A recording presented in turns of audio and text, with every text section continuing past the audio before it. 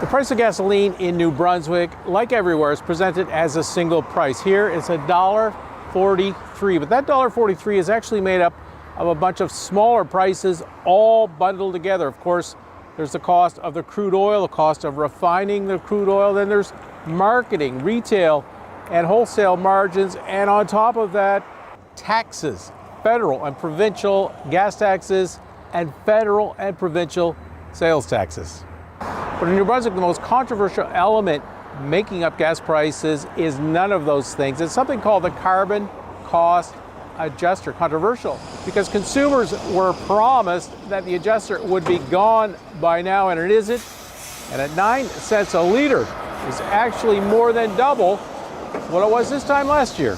So what is the carbon cost adjuster? Well, it was created 2 years ago by the former government of Blaine Higgs to help oil companies pay for new federal environmental standards on refineries. The Higgs government worried that the new standards would be a burden on the Irving Oil Refinery and that whatever new costs it encountered would be passed along to distributors and retailers who couldn't afford them. So the carbon cost adjuster was created so those costs could be passed to consumers instead. But then opposition leader Susan Holt said that was unfair. She vowed if she formed a government, the adjuster would be canceled.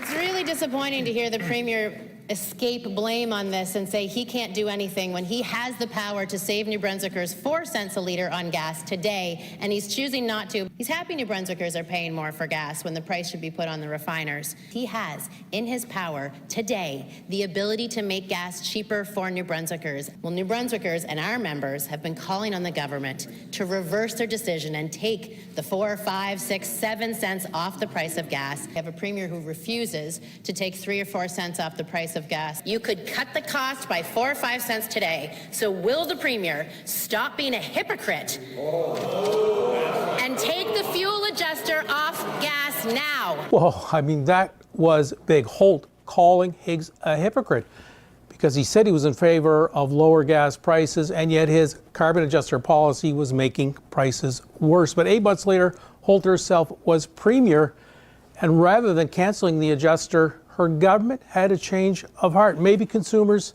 should pay. Maybe retailers really did need the help. Maybe Higgs was right. It was a big change in the adjuster saga, but it wasn't the only one because the adjuster itself also ballooned in price. In March 2024, when Susan Holt called the adjuster an unfair burden on consumers and Higgs a hypocrite for not canceling it, the adjuster on gasoline was set at 3.7 cents per litre, but that amount is recalculated weekly based on a formula adopted by the Energy and Utilities Board, and over the last 17 months, it has ballooned steadily to current levels of more than 9 cents per litre.